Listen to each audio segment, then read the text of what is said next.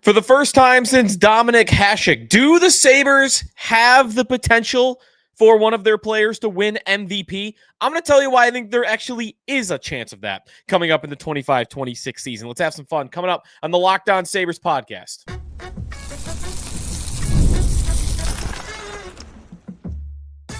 Your Locked On Sabres, your daily podcast on the Buffalo Sabres. Part of the Locked On Podcast Network, your team every day. What is up, everybody, and welcome in to this Monday summer edition of the Locked On Sabres podcast. Thanks for making us your first listen every day. We are free and available wherever you get your podcast. You can watch the show on YouTube. You can watch along there. Hit the like and subscribe button if you would. And also, you could become a part of our Locked On Sabres text club. And to do that, you go to joinsubtext.com/Locked On Sabres. Today's episode is presented by Monarch Money. Take control of your finances with Monarch Money. Use code LOCKEDONNHL at monarchmoney.com for 50% off your first year. Sneaky Joe DiBiase getting you ready for another week of the offseason as we got some hockey talk coming your way here on the Locked On Sabres podcast. Got a couple of mailbag questions that I want to roll through, and a question that I got while doing Locked On NHL game night last week that I wanted to bring to our show here and have a discussion about it, because I actually, down in the dumps, negative talk is very common in Sabre world, but I think this one is a little bit on the flip end of that. So be sure to follow us on Twitter at Locked On Sabres as well. And you can hit us up wherever you're looking for. Again, that text club. You want to get a mailbag question in, that's the place to do it. And to sign up, join subtext.com/Locked On Sabres. No big action. Devin Levi signs a 2-year, $812,000 deal. Nothing really to go nuts about there. It is a 2-way contract. It takes him up to be an RFA again. Nothing really changes to me about Devin Levi and what the plan is for him this year. To me, this is the first time really since he's been in Buffalo that the plan is for him to be in Rochester. Year one, it's the final 7 games of the year, and they need him to try to make the playoffs. Year 2, he is the starter night 1 and the first couple of games. So he's the planned on starter. Year 3, last year, they waived James Reimer. He's the 1B with Ukko-Pekka Luukkonen. They split reps in training camp in the starter's crease, and Levi loses his grasp on that and the number 2 job. Reimer comes back from waivers, and Levi's in Rochester. Every year, he's been planned to be one of the 2 goalies in the NHL. This year, Alex Lyon and Levi is the plan in Rochester, and his contract definitely says that as well. A couple of things I wanted to get to on today's show. Got a lot of mailbag questions to run through, so let's get right into it on our main topic for today's show. And I really do like to, I really do believe what I'm about to say about MVP and the Buffalo Sabres. Just kind of the genesis of why this was in my mind today and why I was thinking about it really over the weekend was I did the Locked On NHL game night show with those guys last week and had a great time. We talked Sabres for about 20, 30 minutes. I do like doing those shows sometimes, and you really break down and go through how bad it is here. And I don't feel like fans of other teams and hosts of other teams really truly have a grasp on how bad it actually is until they're actually confronted with it. And then it's, whoa, that's bad. I didn't realize it was that bad, going up to ownership and to the GM and all of it. So we had a good discussion about that. One of the questions that I wasn't necessarily expecting from them, but I think they kind of believed it, which is why it came up in the first place. And we'll do more awards talk as this offseason goes on. There are odds on all of these awards, but I want to specifically talk about the Hart Trophy today. And I know what you're saying, like, what are we doing here? We're the season ticket base is 9,000 people, 14-year playoff drought, nowhere near the playoffs last year. Where do you get off talking about MVP? And I understand that question, and it's also based in reality, right? Like, that question is based in reality of they're probably not going to have anyone even in the MVP conversation this year. For someone to win MVP, it would be incredible for that to happen. And they asked me about, I want to go through both guys, but there's 2 guys to me that are capable capable at all of winning the Hart Trophy on the Buffalo Sabres. And I think really this is probably true of any team. You need Connor McDavid to not have a great Connor McDavid year to even be in the discussion. Because if Connor McDavid has a top-level Connor McDavid year, he's going to have 150 points, and then nobody is going to win the MVP except for him. So you need him to have a down year, which is, 100 points, 110 points. And then you need some other things to happen. They asked me about Tage. Not Dahlin, Tage. Can Tage Thompson win MVP? Does he have it in him? And I sat there and I thought about it for a second. I thought, you know what?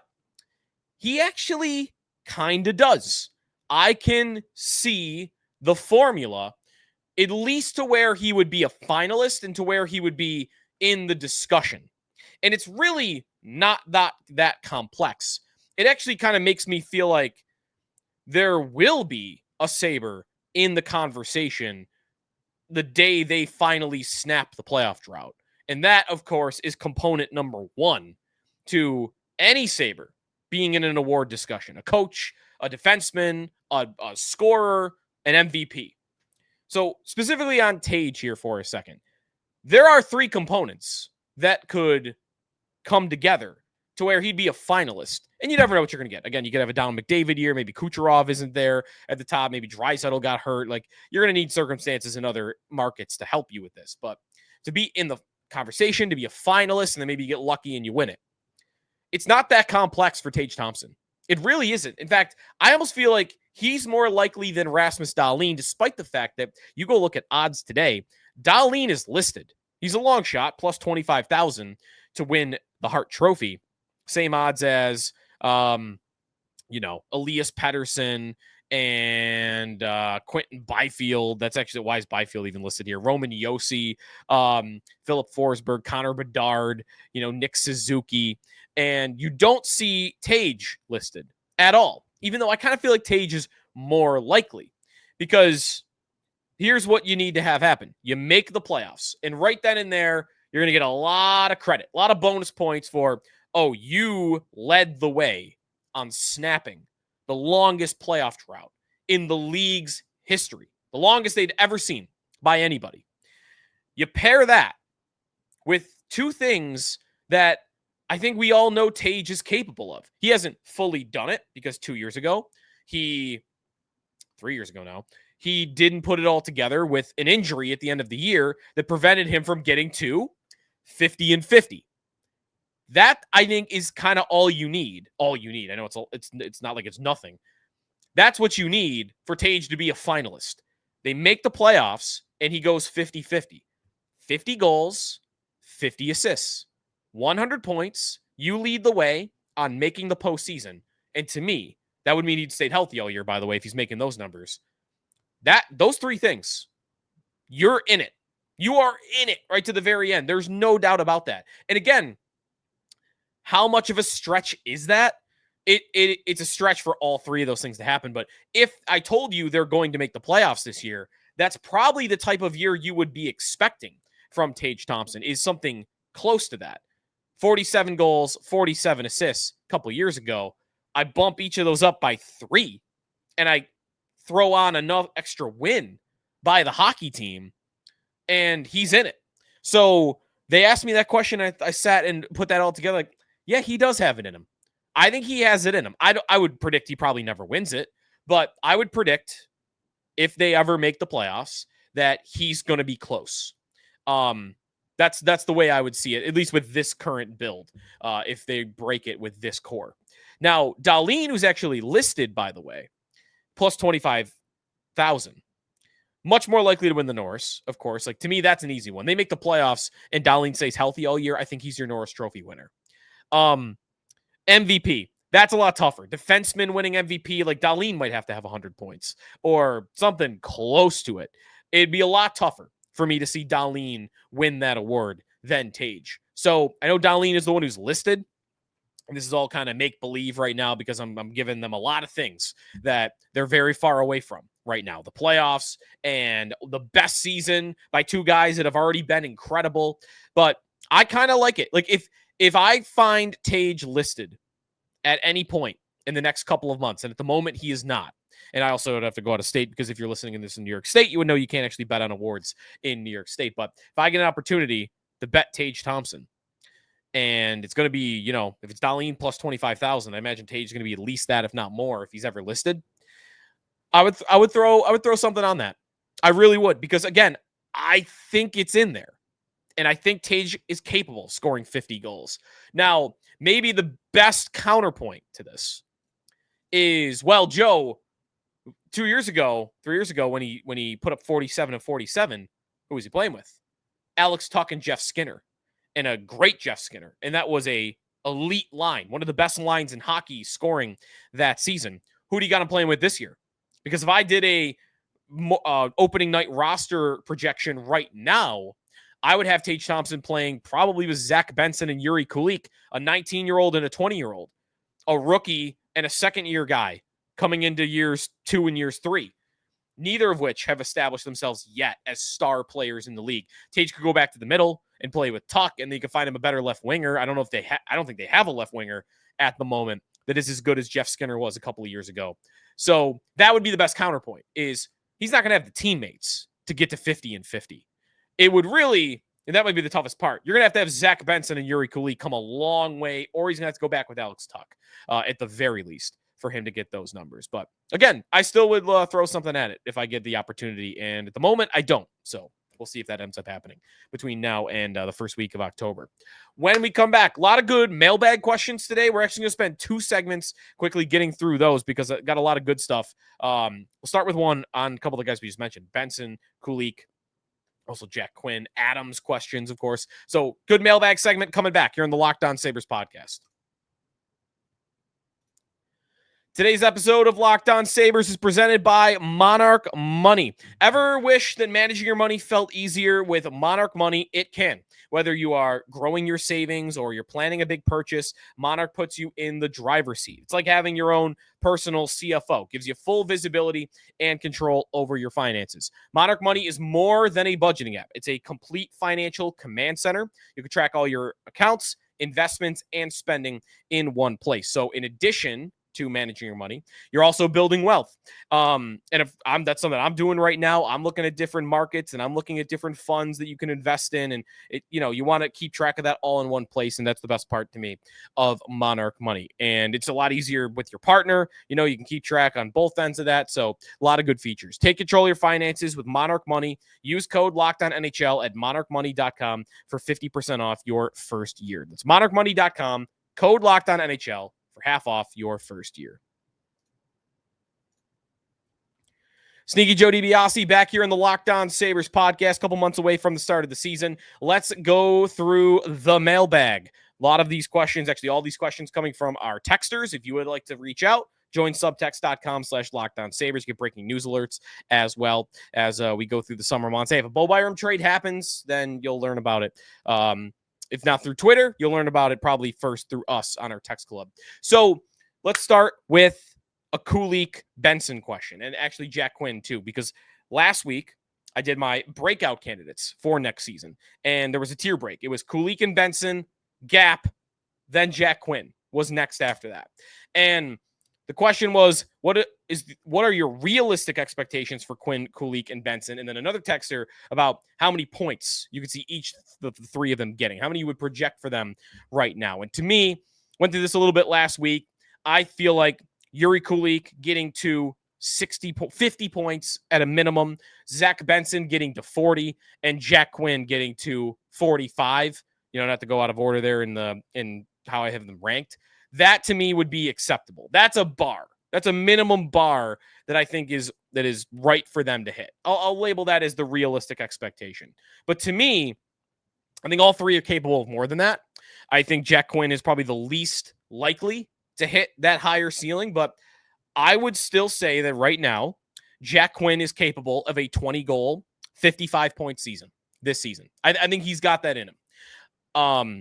More confident about Kulik and Benson hitting their ceilings, but for this year, I feel like Kulik's got 30 goals in him, and I feel like Zach Benson's got. Benson again. I struggle because I feel like Benson's mind has 80 points in him, but his body and his physical traits are only capable of maybe 50. So maybe I'll split the difference. 65, I think, is like the high end for Zach Benson. Next question. What kind of start to the season gets Kevyn Adams fired? Great question. Because I feel like I don't know if there's enough energy left in that building anymore. Rewind 12 years ago. Darcy Regier in the offseason gives the suffering press conference. Prediction of the millennium that Sabre fans are in store for some suffering. He comes back with Ron Rolston the next season, and a month into the year, he trades Vanek away, but a month into the year, they're bad, and there's booing all the time, and the crowd is chanting, fire Darcy. Good, loud chants in the crowd to fire Darcy. So what does Terry Pegula do? He fires Darcy. He hires Pat LaFontaine. If you had the same energy and atmosphere in that building today, I think you'd hear fire Kevin chants. Will we hear fire Kevin chants? Again, that's just kind of up to the crowd. It's up to how much care is left for Sabre fans. If there is any, I feel like any slow start, anything, they start 3-5. They start 500 might be the border, the cutoff. Anything below 500 in the first couple weeks, first month of the season. And I think you're going to have some of that if they are horrific. And it's like, oh, they've won 2 of their first 10 games. They do something like that, I think it'll be undeniable. I think there's certainly enough energy left in the crowd, anger left, that if they have a start like that, that's when the pressure comes. That's when more pressure even comes. This is the tough part about Pegula, though. I don't know really how deep his relationship with Adams truly runs. I think it's amazing he hasn't been fired already. We're kind of in uncharted territory with a 6th-year GM that's never made the playoffs, that has the background that Adams does, coming from the business side and being a Pegula guy. Like, it's uncharted. So I could sit here and tell you, if they start 2-8, yes, that's enough to get him fired. No doubt it should be, but they've already surprised me with Adams coming back.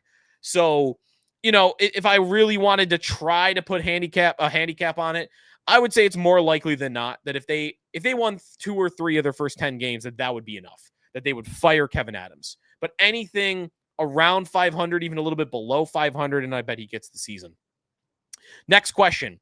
What are the actual odds that Adams makes a trade for a top 6 forward? He's mentioned how Quinn and Benson are primed to take a step forward. However, he's basing this solely on last year and the hope that they'll grow their game. I think right now the odds that Adams makes a top 6 forward acquisition are slim to none. It could be the Bo Byram trade, but I would put it at around 10% that they actually get that deal done. I think a lot of the offseason has already been completed. The only player left available that to me fits the description of a top 6 forward on this team is Marco Rossi of the Minnesota Wild. And I don't think the Sabres are in on Marco Rossi. It just kind of feels like and reads like he's not the type of DNA player that they're looking for right now. He's a very much bit smaller. He's a finesse player. He's very skilled. He also hasn't broke out completely. A couple 20-goal seasons. He's looked pretty good. He also plays center, so they'd have to move him to wing or move somebody else to wing. So I like the idea of Marco Rossi, but I don't think that that's the guy they'll acquire. And if you can find me another guy that fits the top 6 profile that's available, bring him to me, because unless it's Brian Rust, right? The Brian Rust trade would be the one. And that's where I'd put the 10%, that they would get that guy from Pittsburgh at his age, 34 years old. It's really the only realistic idea that I've heard that I can really see them doing. A couple more mailbag questions when we come back here on a summer edition of the Locked On Sabres podcast. Stinky Joe DiBiase back here on the Locked On Sabres podcast, racing towards hockey season. Mailbag. Let's continue with some good questions from our texters. Join subtext.com/LockedOnSabres if you would like to sign up. Another question. kind of based on branched off our last one about top 6 forward, will we trade for a top 6 left winger before puck drop? Robertson in Dallas for Quinn, Benson, and picks or prospects works for me. That guy can score, and our guys are in unknown so far in that department. Love Jason Robertson. We spent a lot of time on him after the season when it seemed like he could be available again. Remember a couple years ago, it sounded like he was available, didn't get dealt. This go round, didn't get dealt. And Dallas move some guys out. They clear some cap space. And at the moment, they do only sit with $1 million in cap space, but they've signed everybody. Everybody they needed to lock up is locked up. Now, next year, they've got Thomas Harley to pay. They've got Jason Robertson to pay. And will they be able to with not many expiring contracts after this year? It's going to be tough for them. So if they want to get ahead of the Robertson thing, thinking they can't keep him long-term, maybe they would do that now, but I'm not hearing any smoke. I'm not reading anything about Robertson in Dallas, so I don't want to say it's impossible because he was a guy we thought was on the market beginning of the offseason, but I've kind of left that to the side as an idea for the Buffalo Sabres. But sure, if he was available, that's a way better idea than anything else I've mentioned. Way better than Brian Rust, way better than Marco Rossi, who I mentioned. And Robertson, by the way, does not have any trade protection. So with that being said, if I were Kevin Adams, I would be calling Jim Nill, the general manager of the Dallas Stars, on a daily basis. He would have to block my number for the amount of times I'd be calling about Jason Robertson, given that he has no trade protection. A couple more text questions to get through here on this beautiful August day. A little hazy. These wildfires coming down from Canada. How can Terry, speaking of Terry Pegula, how could Terry see what it takes to compete at a high level in the NFL and refuse to implement the same model at the NHL level? Longtime follower of the podcast. That's the question I got. Brett from Vermont. Thanks, Brett. It's a question everybody seems to have about Terry Pegula, and it's fair. How can you get it so right on the football side and so wrong on the hockey side? Bewildering. I think two things come to mind. One, Josh Allen. And you got Josh Allen in football. That makes you competitive. That makes you a brilliant organization for 10 to 15 years at a minimum. You nail that one, you're set. There isn't a move like that in hockey. You can land a stud. You can, unless it's Connor McDavid. That's the only one. You can land superstars. We saw with Jack Eichel. You can land Auston Matthews. If you don't have the team around him, you're not going to be a consistent Stanley Cup contender. You have to have more. So Tage Thompson, Rasmus Dahlin, they're amazing players, but you got to have more than that. You can't just fix it with one guy, unless that guy's Connor McDavid. So that's difference number one. Difference number two is the one that's tougher to explain. He did land on two very competent people to run his organization in Sean McDermott and then also Brandon Beane. So, yes, he nailed those. What was his process to getting to them? I mean, pretty natural process in the NFL. You went around, you did a coach search, you looked for the top coordinators in the league, you interviewed offensive coordinators, you interviewed defensive coordinators, and you hired an up-and-coming defensive coordinator that was only 40 years old, young guy, and then you kind of put him at the top, and you let him get his own GM, and you built it up from there. And McDermott was qualified, and he was very much built on let's fix the culture here, and he knew they needed to land a quarterback, so he had the right mentality. I don't personally see any similarities between implementing Sean McDermott to lead your organization and implementing Kevin Adams to lead your organization. At the moment, I feel like that's Adams. You know, I don't think Lindy precedes or Lindy comes after Adams, so it's not like Lindy's picking his own GM. So I don't have an explanation for you on that. It would make sense to me that Pegula would be desperate to find his Sean McDermott and Brandon Beane on the hockey side. And there's really been no attempt to do that. It's just been, well, I know Kevin and I trust Kevin, just let him do it. And that is not the same approach and attitude as what they did with Sean McDermott and Brandon Beane. So I think the Josh Allen part of it is hugely important, and I don't think that can be understated, how there's one individual that can fix your whole thing in football, and there isn't that in hockey. But the coach and GM thing, it's really without an explanation. So it's a good question. It gets asked all the time. It's maybe the first thing that gets brought up with the Sabres right now. How can the Bills be so good and so competent, and the Sabres so the opposite? I mean, today on WGR with this James Cook thing, we were trying to wonder, when's the last time a Bill asked for a trade, demanded a trade? Hockey on the Sabres end, it happens every single year. Almost feels like that, at least. And how they could be so polar opposite is very, very strange. Very strange. Anything else I want to go through here? It's most of, I thought there was one more. Oh, what last one? This I'll wrap on. What would you do if we made the playoffs and won a series? Dance naked through the streets? I mean, I would definitely love doing this show like in the month of May, which would be awesome. Live on location, maybe like at the party in the plaza, like the mind starts racing. I would want to be a party in the plaza. I'd want to be in the arena. I think it'd be super fun. What would I do personally? I would probably start crying. I really would. I think I would probably start crying if this team finally got back to the postseason. But I don't really know. I don't know, because it's been so long since they did it that I can't tell you. It's like asking, what would you do if the Bills won the Super Bowl? I don't know. I've never had it happen to me before. I mean, I was 16 the last time the Sabres made the playoffs, so I can remember it, but I don't remember, what I did in the moment when they clinched. It was awesome. Yo, Stanley Cup playoffs, here come the Buffalo Sabres from Rick Jeanneret.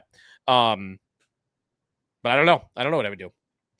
Hopefully we find out before, my hair's gray. But we'll see. We've probably got a few more years before that. Just turned 30. I should have at least 5, I'm hoping. All right, that'll do it for us today here on the Locked On Sabres podcast. I had an idea that I'm going to try to execute for our next show. So all this AI stuff right now.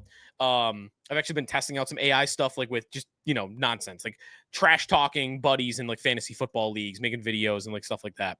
So I'm moseying around in the AI world, just like on a very, very surface level. And I had the idea to ask AI questions about the Sabres. One was like, what would have happened if the Sabres had kept Chris Drury and Danny Briere? What would have happened if Jack Eichel never asked for a trade? Just like things like that. So I'm going to play around with that and maybe have some fun with that on our next episode. Have some nostalgia and kind of play the what if game a little bit with. So if you got an idea for that and you want to throw it my way, feel free. You can do that either on Twitter, YouTube, or best way is going to be the text club. Join subtext.com/LockedOnSabres. And if there's any more news on Bo Byram or anybody else trade wise, there's no one left to sign, so we're done there. No more signings to happen unless they sign a UFA. It would be a trade at this point. So we'll keep you updated if anything, gets rumored or actually happens in the first place. That'll do it for us. If you want to check out Locked On NHL Game Night, as I mentioned, I did a show with them. Very good. The guys Locked On NHL as well.